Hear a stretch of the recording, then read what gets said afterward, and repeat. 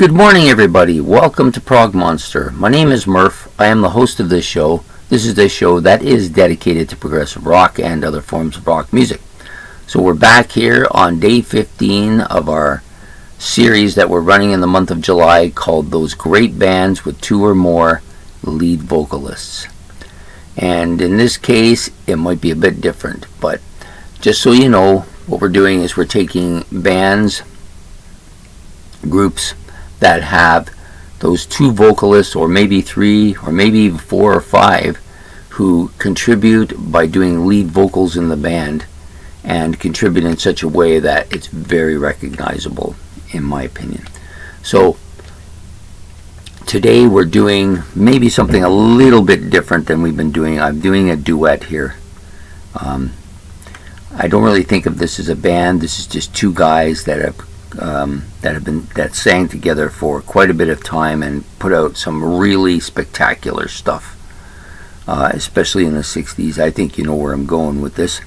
Yes, we're talking about these two guys, Simon and Garfunkle. Art Garfunkel, Paul Simon. These are two guys, I love their music, always have liked their music.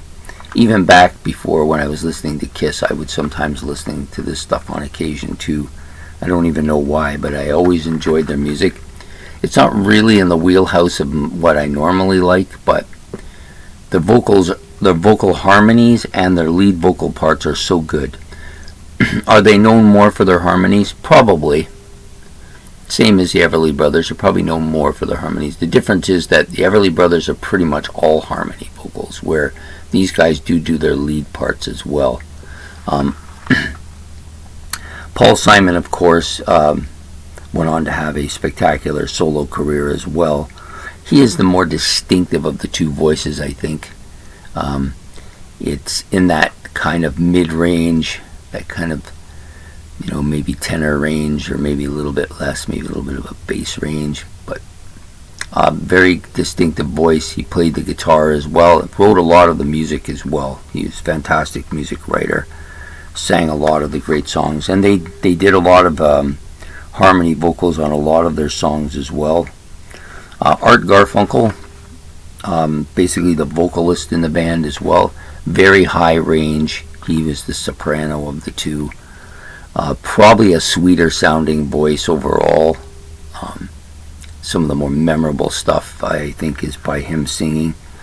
I don't think he gets as much credit as Paul Simon, but he definitely deserves it. The two of them together were among the best duets ever in rock history, and so I felt that they had to be on this show. So we got this album like Sounds of Silence here, just their second album from 1966. Such a strong album, so many good songs. I Am a Rock. You got, I'm looking here, Kathy's song is on here, The Sound of Silence, of course, the title of the album. So, yes, there was a lot of harmony vocals here, but you did get parts where one or the other one would sing.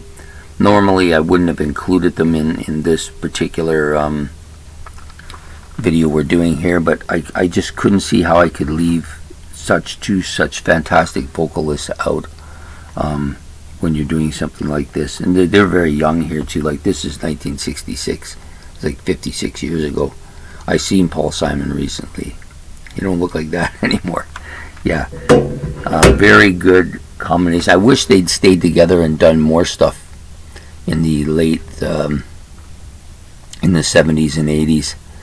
They did have reunion tours and that. They just couldn't, for some reason, get along with each other. And it's really that understandable too, unless you're kindred spirits. It's really difficult, especially in the rock world, because you're with a person while you're touring. You see them every day. You're in the studio making records. You're having to compromise constantly, and it's a rare set of individuals that can still remain friends and doing that. Very difficult to do, especially with egos involved and music contracts involved and record labels to answer to and all that stuff. but they put out some really fantastic stuff. Simon and Garfunkle, great vocals. Just they're known for their vocals and their folk music as well. So there you go, for day number 15 of those great rock bands with 2 or more lead vocalists. We're including maybe not a rock band, but definitely a pair that deserves to have attention here today. So please make your comments below in the comment section. Hit the like button if you like the video, and please subscribe. It's much appreciated. And we'll be back again tomorrow with another great bands with 2 or more lead vocals series. Take care. Bye.